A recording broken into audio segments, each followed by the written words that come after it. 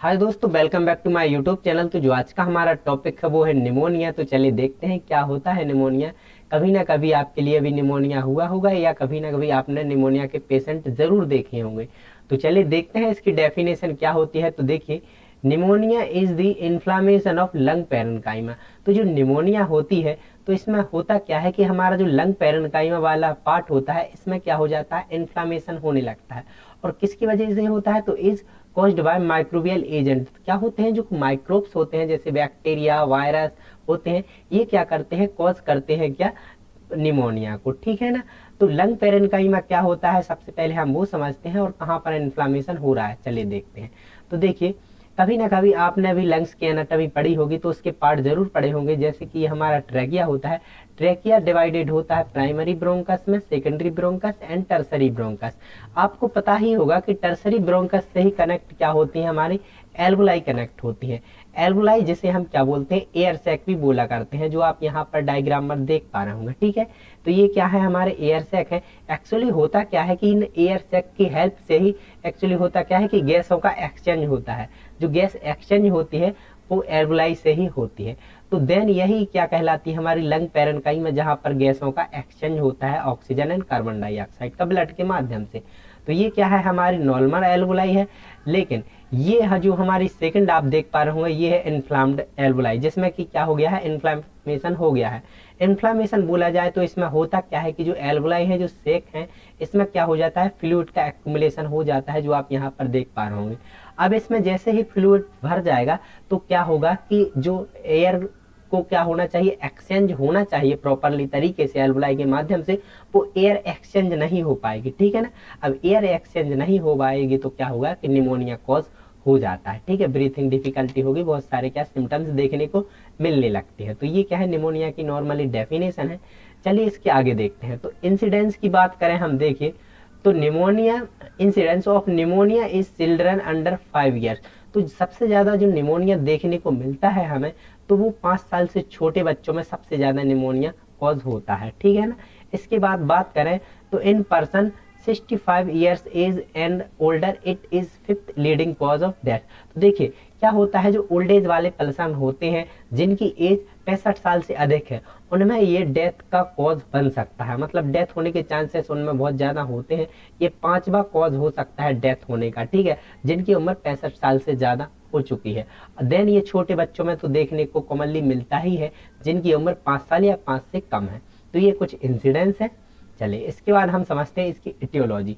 Etiology बोला जाए कि ये किस कारण से होता है, तो सबसे पहले बात करें पॉल्यूशन। देखिए, क्योंकि ये एयर से होने वाला जो डिसीज है, तो ये पॉल्यूशन से ज्यादा होती है। जैसे आप जहां भी रह रहे हैं, ठीक है, वहां के जो एयर है, वातावरण है, वो स्वच्छ नहीं है, तो क्या हो सकता है, पॉल्यूशन होने के कारण भी ये निमोनिया कॉज हो सकता है। माल न्यूट्रिशन, माल न्यूट्रिशन में बोला जाए कि जो आपके न्यूट्रिएंट होने चाहिए प्रॉपरली बॉडी में, आपको न्यूट्रिएंट खाने के माध्यम से लेने चाहिए, अगर उन न्यूट्रिएंट की आपकी बॉडी में कमी आ जाती है तो कहीं ना कहीं निमोनिया होने के चांसेस हो जाते हैं। इसके बाद स्मोकिंग, स्मोकिंग जो होती है वो डायरेक्ट हमारे लंग्स को ही अफेक्ट करती है। ठीक है, स्मोकिंग ड्रग्स लेते हैं जो, वो हमारे लंग्स को ही अफेक्ट करती है। तो स्मोक सबसे बड़ा कॉज हो सकता है निमोनिया कॉज करने का। ठीक है, इसके बाद हम बात करते हैं क्या, ट्रेकेस्टोमी। टेकेस्टोमी में होता क्या है कि जब व्यक्ति ठीक तरह से सांस नहीं ले पाता है तो उसे टेकेस्टोमी के माध्यम से सांस दी जाती है, एक प्रोसीजर होता है।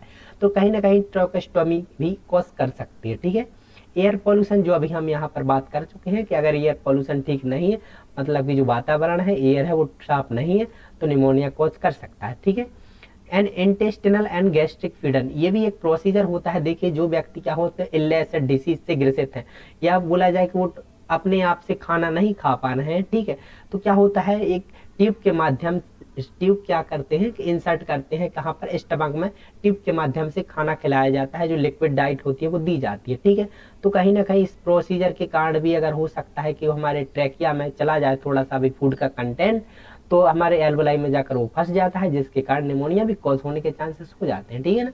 इसके बाद अपर रेस्पिरेटरी ट्रैक इन्फेक्शन। देखिए अगर अपर रेस्पिरेटरी ट्रैक में कोई इन्फेक्शन है, जैसे नोज में, लैरिंग्स में, फेरिंग्स में, ये हमारे क्या है, अपर रेस्पिरेटरी ट्रैक के क्या है, फंक्शन।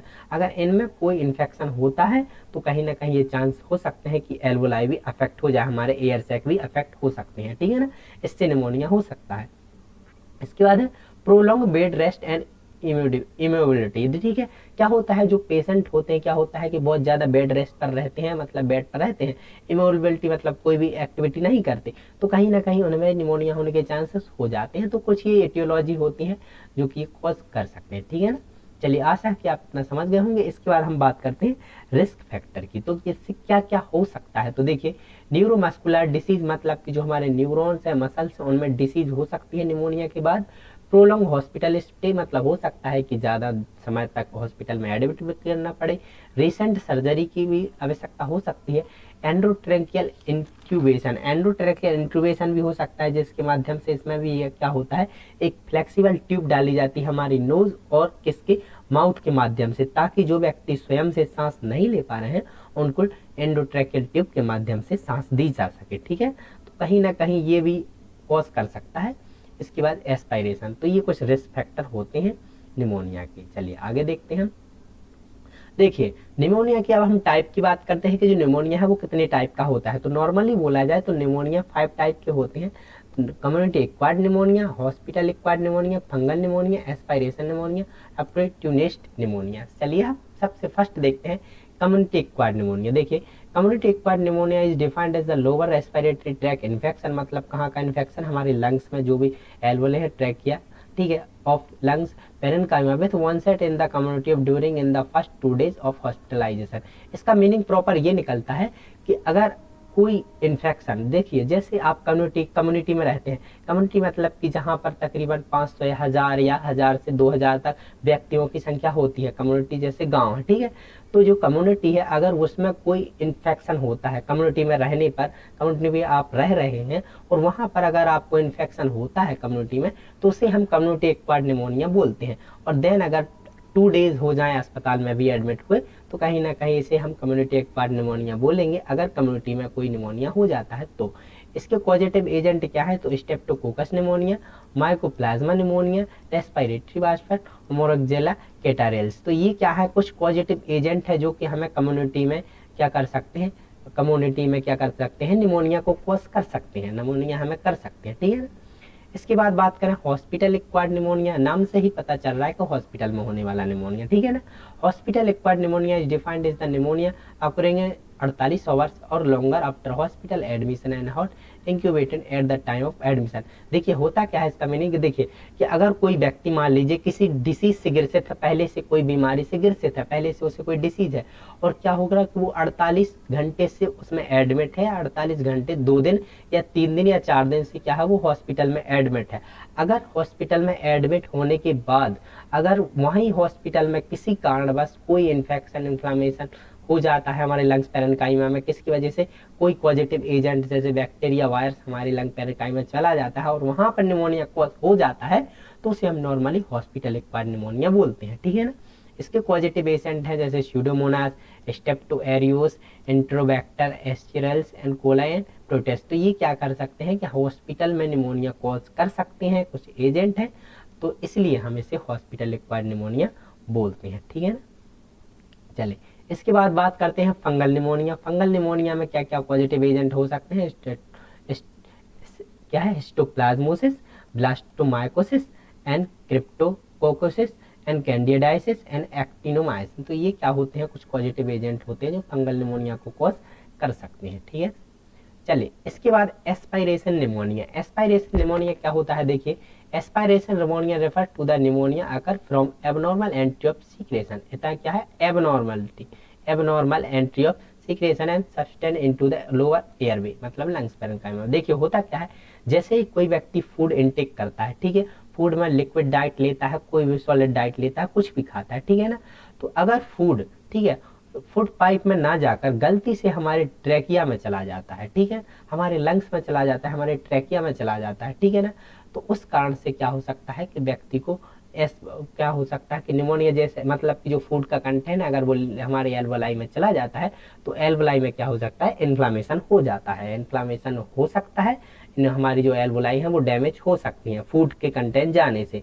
अगर क्या हो फूड पाइप में ना जाकर ट्रैकिया में चला जाए और हमारी एल्वोलाई में चला जाए। ठीक है, इसीलिए इसे हम एस्पायरेशन निमोनिया बोलते हैं। ठीक है ना, चलिए इसके बाद हम समझते हैं pathophysiology. Pathophysiology is the most part of the pneumonia. सबसे पहले पैथोफिजियोलॉजी हम देखते हैं कि क्या होती है। तो देखिए, ड्यू टू इटियोलॉजिकल फैक्टर, जो भी हमने इटियोलॉजिकल फैक्टर देखे, मान लीजिए कि हमारे क्या होगा कि कम्युनिटी में कोई भी वायरस बैक्टीरिया चला जाता है हमारे इंटर, देखिए हमारी बॉडी में इंटर कर जाता है हमारे रेस्पिरेटरी ट्रैक में, ये हमारा इटियोलॉजिकल फैक्टर हो गया।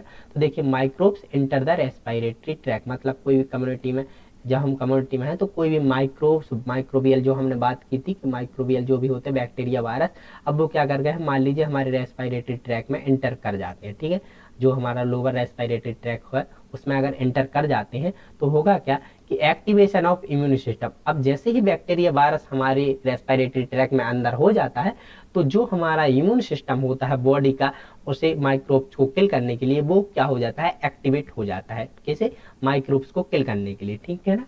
इसके बाद होगा क्या कि इन्फ्लामेशन प्रोसेस स्टार्ट हो जाती है, ठीक है। जैसे ही माइक्रोब्स एंटर करेंगे हमारा इम्यून सिस्टम रिस्पॉन्स करेगा, और इम्यून सिस्टम जब रिस्पॉन्स करने लगता है तो इन्फ्लामेशन की प्रोसेस चालू हो जाती है। इन्फ्लामेशन की प्रोसेस चालू होगी तो क्या होगा कि टिश्यू नेक्रोसिस होने लगते हैं।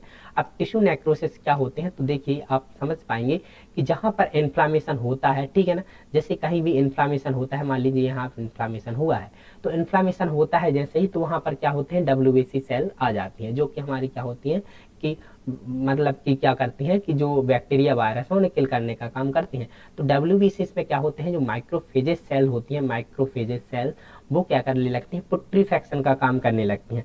पुट्रीफेक्शन का मतलब काम ये है, मैक्रोफेजेस क्या करने लगते हैं, उस बैक्टीरिया जो वायरस जो एंटर हुए हैं हमारे रेस्पिरेटरी ट्रैक में उन्हें डिस्ट्रॉय करने लगती हैं, किल करने लगती हैं। साथ ही साथ जो टिश्यू होते हैं, ठीक है, टिश्यू होते हैं उन्हें भी ये क्या करने लगती है, डैमेज करने लगती हैं, जो माइक्रोफेजेस सेल्स होती हैं। अब माइक्रोफेजेस सेल होती हैं वो टिश्यू को डैमेज करने लगेंगी और क्या करने लगेगी, माइक्रोब्स को भी किल करने लगेंगी, तो क्या होगा, उसे टिश्यू नेक्रोसिस हम बोलते हैं। अब जब जब माइक्रोब्स भी किल हो गए और जो टिश्यू है वो भी किल होने लगती है, मतलब कि डैमेज होने लगती हैं, तो होगा क्या कि इंक्रीज प्रोडक्शन ऑफ स्पूटम। अब जो क्या होगा, स्पूटम का प्रोडक्शन होने लगेगा वहां पर, कहां पर, लंग पेरेन्काइमा में। ये प्रोसेस कहाँ चल रही है, लंग पेरेन्काइमा में है, एल्वोलाई में।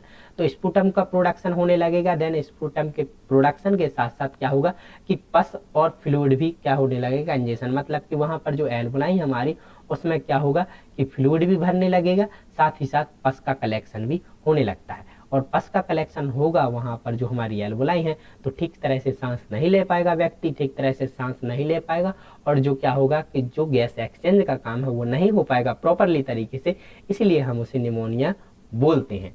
चलिए, आशा है कि आप पैथोफिजियोलॉजी समझ गए होंगे। इसके बाद हम बात करते हैं क्लिनिकल मैनिफेस्टेशन की, मतलब साइन और सिम्टम्स हमें क्या क्या देखने को मिलते हैं। तो सबसे पहले हेडेक मिलेगा, यहाँ ये गलत लिख गया है, सॉरी, हेडेक, फटिग मतलब बहुत ज़्यादा थकान होगी, ठीक है, शॉर्टनेस ऑफ ब्रीथ, सांस लेने में बहुत ज़्यादा कठिनाई हो सकती है, ड्राई कफ होगी, ठीक है, सूखी जो खांसी आती है वो आएगी, सॉर थ्रोट मतलब हो सकता है कि गले में खांसी हो, खराश हो, गले में खराब लग रहा हो, ठीक है, वॉमिटिंग एंड डायरिया जैसी कंडीशन होगी, उल्टी होगी, डायरिया जैसी कंडीशन होगी, चेस्ट पेन मतलब कि जो व्यक्ति को निमोनिया हुआ है उसकी छाती में दर्द होगा, ठीक है ना, स्वेटिंग और चिल्स मतलब कि क्या हो सकता है, पसीना आने के साथ साथ क्या होगी, ठंड भी लग सकती है। प्लूराइटिक पेन क्या होता है, सीने में तेज जलन या चुभने जैसा दर्द, जैसे कुछ सीने में चुभ रहा हो, ठीक है। ट्रेकिपेनिया होता है rapid breathing and fever with chill, मतलब कि ठंड लगने के साथ साथ फीवर भी आ सकता है। तो ये कुछ क्लिनिकल मैनिफेस्टेशन होते हैं, मतलब कि साइन और सिम्टम्स होते हैं।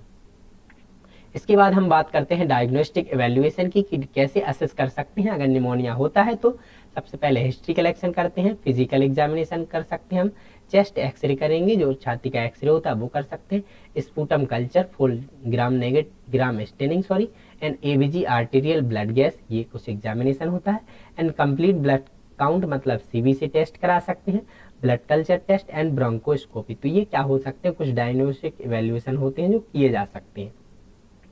इसके बाद बात करते हैं मैनेजमेंट की, कि मैनेजमेंट क्या हो सकता है। तो एंटीपायरेटिक फीवर को कम करने के लिए एनाल्जेसिक दे सकते हैं, जो पेन किलर्स होते हैं दर्द को कम करने के लिए, दर्द निवारक, ठीक है, नेजल डिकॉन्जेस्टेंट एंड O2 थेरेपी दे सकते हैं, व्यक्ति को अगर O2 की कमी आती है तो O2 थेरेपी दे सकते हैं। ब्रोंकोडायलेटर, अगर व्यक्ति ठीक तरह से ब्रीथिंग नहीं कर पाता है तो ब्रोंकोडायलेटर जो मेडिसिन आती हैं वो प्रेस्क्राइब की जाती हैं। एंटीबायोटिक, अगर बैक्टीरियल इन्फेक्शन होता है एल्वोलाई में तो एंटीबायोटिक प्रेस्क्राइब की जाती है, therapy such as doxycycline and clarithromycin and antihistamine जो कि रिड्यूस स्नीजिंग एंड रिहिनोरिया को कम करती हैं। इसके बाद हम बात करते हैं नर्सिंग मैनेजमेंट। तो नर्सिंग मैनेजमेंट में क्या होता है कि मॉनिटर द रेस्पिरेशन, हमें मॉनिटर करते रहना है कि जो रेस्पिरेशन की ब्रीथिंग है वो कैसे चल रही है पेशेंट की। Suction the airway using sterile technique, क्या है ये भी एक प्रोसीजर है, आप सक्शन करा सकते हैं। अगर व्यक्ति को बहुत ज़्यादा क्या है पस से फ्लूइड भर रहा है एल्वोलाई में तो सक्शन करा सकते हैं। एंड एडमिनिस्टर ब्रोंकोडायलेटर्स देंगे। नेबुलाइजेशन करा सकते हैं। चेंज इन द पोजीशन, व्यक्ति की जो क्या है पोजीशन चेंज करते रहना है अगर व्यक्ति लेटा हुआ है तो पेशेंट, ठीक है। तो thank you for watching my video. अगर वीडियो पसंद आई हो तो हमारे चैनल को लाइक एंड सब्सक्राइब जरूर करना। Thank you.